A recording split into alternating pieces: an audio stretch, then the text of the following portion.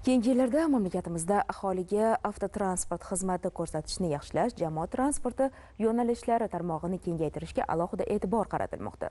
Tirbandlikning oldini olish, yo'lovchilarga arzon, qulay transport xizmatini yo'lga qo'yish maqsadida Qashqadaryo viloyatiga 2 yil ichida xorij davlatlardan 160 ta zamonaviy avtobus olib kelindi. Xitoy Xalq Respublikasidan bosqichma-bosqich olib kelinayotgan avtobuslarning yana 38 tasi vohaga yetib keldi.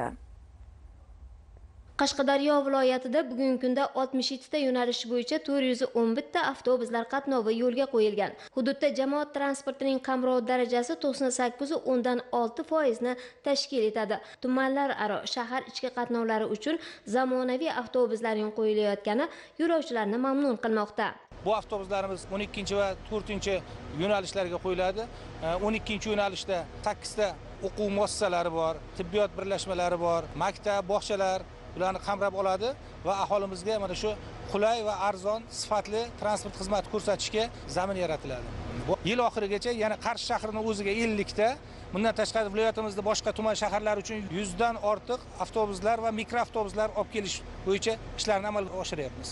Bugungi kunda Qarshi shahrida 133 ta zamonaviy avtobuslar qatnovi yo'lga qo'yilgan bo'lib, ular 12 ta yo'nalishda brutto shartnomasi asosida harakatlanadi. Joriy yilning boshida 49 ta zamonaviy avtobus xarid qilindi. Bugun esa yana 38 ta zamonaviy avtobus olib kelindi. Qashqadaryo viloyatimizda, qolaversa Qarshi shahrimizda bugungi kunda 200 dan ortiq zamonaviy avtobuslar xizmat qilyapti. Birinchi navbatda shinam, qishda issiq, yozda salqin, yo'l kiralari ham juda ham aholiga mos.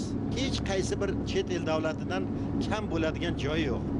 Biz avvalambor hurmatli prezidentimizga rahmatlar aytishimiz kerak. Ushbu avtobuslarda yo'lovchilarga barcha qulayliklar yaratilgan. Xavfsizlikni ta'minlash maqsadida ichki va tashqi kuzatuv kameralari o'rnatilgan.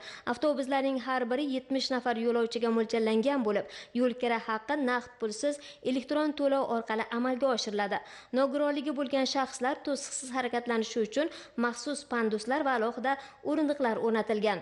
Keng va shinam isitish, sovutish tizimiga ega yangi avtotransportlar Qarshi shahridagi 3 ta yo'nalish bo'yicha qatnovi yo'lga qo'yiladi va 6 ta mahalla aholisining mushkulini oson, uzog'ini yaqin qilishga ko'mak beradi. Bu bilan shahardagi 65% aholining jamoat transportiga bo'lgan ehtiyojini qondirishga erishildi va 90 ta yangi ish o'rni yaratildi. Yil oxiriga qadar Shahrisabz shahri va tumaniga 50 ta, Yakkabog' tumaniga 16 ta va Qarshi shahrini yondosh tumanlar bilan bog'lovchi yo'nalish uchun 30 ta jami 96 ta yangi zamonaviy avtobuslar olib kelinishi rejalashtirilgan.